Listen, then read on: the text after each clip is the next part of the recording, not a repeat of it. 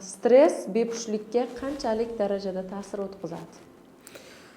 Hozirgi kunda stress ko'rmagan bemor yoki odamni o'zi bo'lmasa kerak.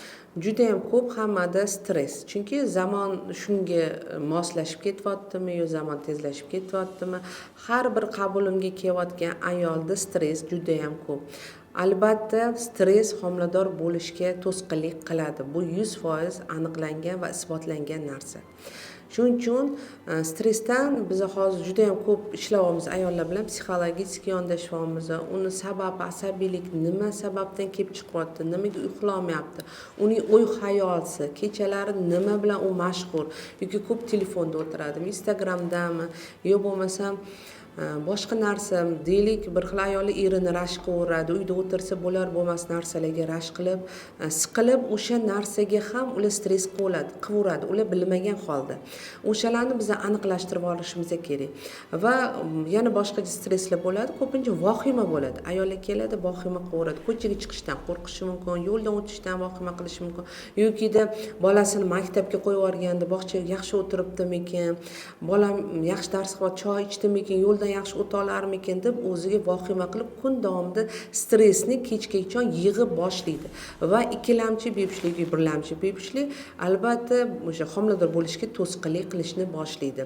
Stresslarni, o'sha asabiyliklar nimadan kelib chiqqanligini biz bilib, ayolda albatta suhbat tarzida biz bilib olishimiz kerak. Bu stresslar qanaqa, nimadan kelib chiqqanini albatta biz savol berib, ayol kishidan bilib olamiz.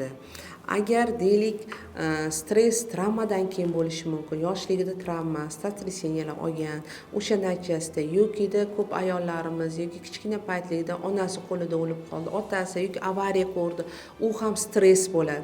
Va shunaqa holatlar bo'lganki, men patsientlarimda o'sha stress natijasida hayzi to'xtab qolgan va yillar davomida kelmagan. Ularga faqat femaston ichirishgan, har xil dorilar keltiruvchi va ham hattoki turmushga chiqa olmagan va homilador ham bo'la olmagan. Bitta hozir shunaqa voqeani aytsam bo'ladi. Viloyatdan bitta patsientga kelganlar, yoshlari 30 yosh, 25 yoshlarda qo'shnilari dugonasi o'zini osib qo'ygan bo'lgan, uyiga chiqsa dugonasi afsuski o'ziga joniga qasd qilgan va shuna qattiq stress bo'lgan Siyara Abdullayevna deb menga murojaat qilganlar. O'sha 25 yoshdan beri hayzim ko'rmayman ham, kelmaydi ham deb. Lekin 2 marta turmushga chiqqanlar, homiladorlik kuzatilmagan.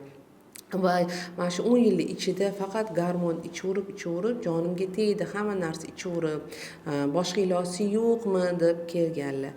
Gormonlarini tekshiramiz, hammasi past chiqqan, MRT boshlari qilinyapti, u yoqda ham o'zgarishlar chiqqan va bu yerda o'sha gipofizning oldingi bezi ishlamayotganligini biz aniqladik.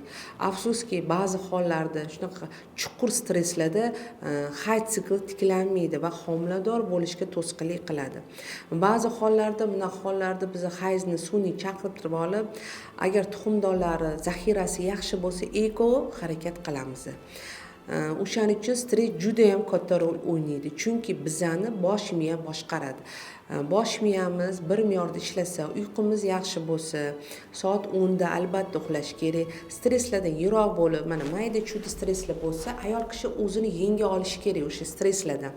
Bir xil o'sha stressni yenga olmaydi, asabiylikni o'sha boshqara olmaydi va yo ichiga yutadi, yoki alamini shirinlikdan olishi mumkin, yoki uxlashdan olishi mumkin, yoki bolasiga baqirib urishdan o'zini o'sha stressni alamini olishi mumkin. Lekin bu noto'g'ri narsa. Birinchidan o'ziga jabr qiladi va oilasiga jabr bo'ladi va o'sha o'sayotgan bolani ham taqdiri boshqacha bo'lib ketishi mumkin. Shuning uchun albatta stressni yengish kerak. Agar sizlarda stress bo'lyaptimi, mutaxassisga uchrashinglar. O'zingizlar eplay olmayapsizlarmi? O'zingizlarni boshqara bila olmayapsizlarmi? Gormoninglar buzilib ketyaptimi? Hayz siklinglar buzilib ketyaptimi? Hayzinglar og'riqli kelyaptimi? Yoki hayzingiz ko'p ketyaptimi yoki kamayib ketganmi, qizish terlashlaringiz bormi? Bular hammasi tagida negizda stress yotgan bo'ladi. Albatta ginekolog ko'rish kerak. Kerak bo'lsa endokrinolog, kerak bo'lsa psixolog yoki nevropatologlarga ham biz tavsiyalar beramiz. Shuning uchun stress juda ham hozirgi kunda juda salbiy ta'sir qiladi, ayniqsa bepushtlikka va hayot tarzingizni buzib yuborishiga va hattoki semizlikka ham olib keladi, insulinni yuqori bo'lib ketishiga. Shuning uchun stress natijasida hattoki qandli diabet ham kelib chiqyapti. Afsuski yoshlarimizda juda ham ko'payib ketgan. Shuning uchun stress bo'ldimi, sizlar o'zingizlarni boshqara olmayapsizlarmi, eplay olmayapsizlarmi? Albatta mutaxassisga borishingiz kerak. Sizlardan iltimos qilib qolaman.